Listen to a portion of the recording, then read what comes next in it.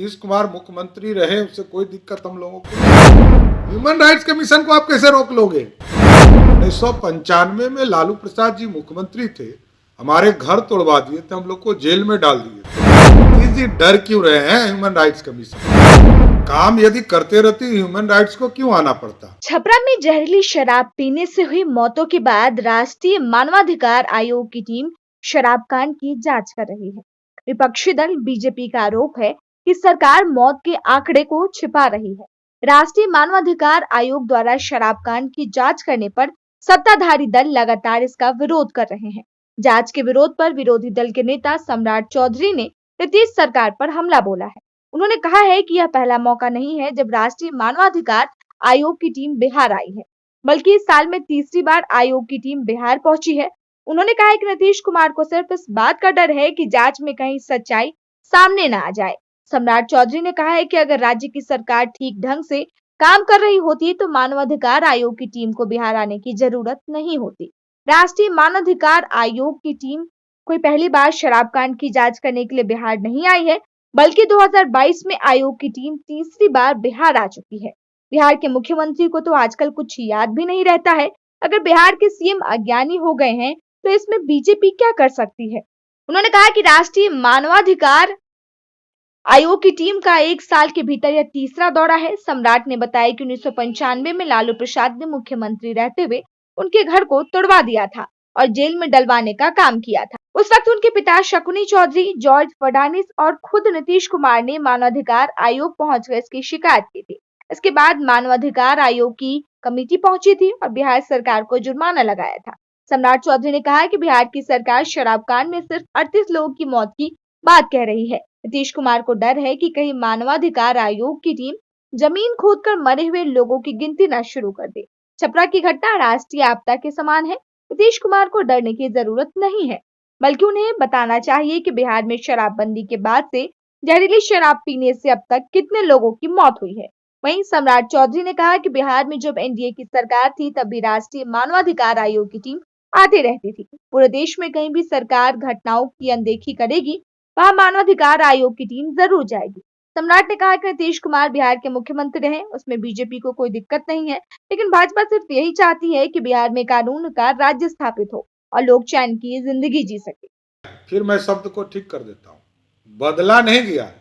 वो जो care taker वाला डीजीपी थे उनको हटाया गया, उनका समय काल खत्म हो गया, 19 तारीख को रिटायर हुए हैं। यदि डीजीपी को काम करने नीतीश कुमार जी दें तो बहुत अच्छी बात है। आज तेजस्वी यादव से मिलने गए। नीतीश कुमार काम कहाँ करने देते हैं? और आरएस भट्टी साहब को मैं सिटी एसपी से तक से जानता हूं। यदि ठीक से कार्रवाई हो तो एकदम स्पष्ट है, बिहार का रूल ऑफ लॉ, कानून का राज स्थापित हो सकता है। इसलिए आरएस भट्टी साहब अभी 24 घंटे पहले ज्वाइन किए हैं। हम तो आग्रह करेंगे कि आप पूरी तरह दुरुस्त करें। आपको चिंता नहीं करनी है सरकार क्या कहता है, आप डीजीपी हैं और डीजीपी के तरह काम करें। मदद आप लोग भी करेंगे जहां भी जरूरत पड़ेगी? नहीं, एकदम। विरोधी दल पूरी तरह, भारतीय जनता पार्टी बिहार का विकास चाहती है, बिहार में सुशासन स्थापित चाहती है। नीतीश कुमार मुख्यमंत्री रहे, उससे कोई दिक्कत हम लोगों को नहीं है। हम लोग को दिक्कत है कि बिहार के लोग को सुरक्षा प्राप्त हो। काम यदि करते रहती ह्यूमन राइट्स को क्यों आना पड़ता?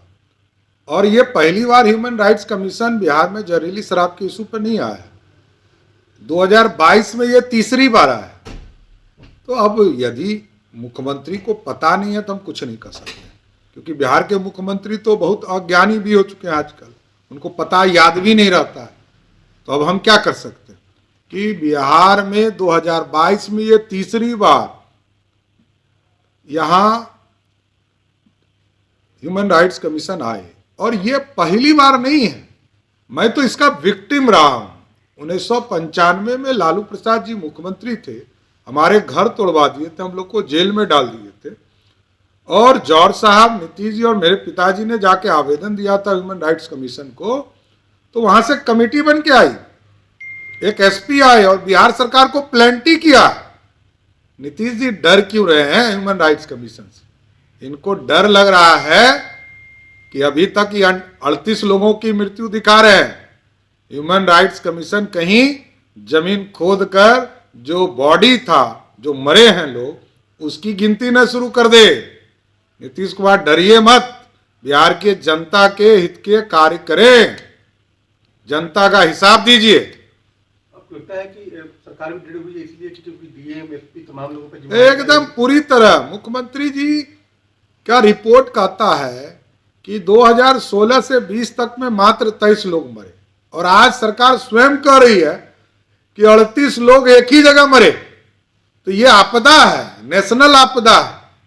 राष्ट्रीय स्तर पर इसकी चर्चा होने की जरूरत है कि नीतीश कुमार जी, शराब, जो जहरीली शराब से लोग मरे हैं, इसका हिसाब बिहार की जनता आपसे मांग रही है।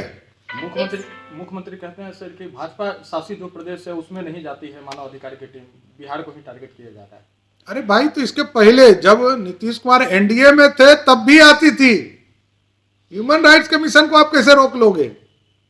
पूरे देश में जहां भी सरकार संपोषित घटनाएं घटेगी, सरकार उसमें अनदेखी करेगी तो जरूर जाएगी, क्यों नहीं जाएगी?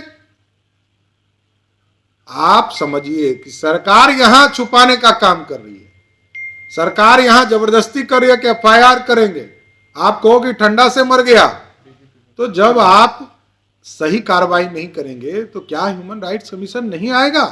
लगातार सरकार पर आरोप लगता रहा है, चाहे वो परफेक्शन IAS, UPSE और BPSC फाउंडेशन क्लासेस के लिए समर्पित संस्थान। यहाँ आपको UPSE selected and interview appeared faculties द्वारा गाइड किया जाता है। Separate batches for Hindi and English medium. 65वीं और 64वीं BPSC एग्जाम में 69 और 107 रिजल्ट्स एवं 66वीं BPSC एग्जाम में 131 रिजल्ट्स हासिल किया है परफेक्शन IAS टीम ने। परफेक्शन IAS, कुमार टार, बोरिंग रोड, पटना।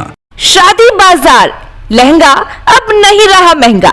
यहाँ आपको होलसेल रेट पर bridal lehenga, party wear fancy lehenga, Banarasi silk sari, pure silk sari, organza sari, chiffon sari, georgette sari एवं लेन देन वाली डिब्बे वाली साड़ियों के साथ साथ ब्राइडल चुन्नी, शर्टिंग, सूटिंग और कपड़ों से रिलेटेड सभी प्रकार के सामान उपलब्ध हैं।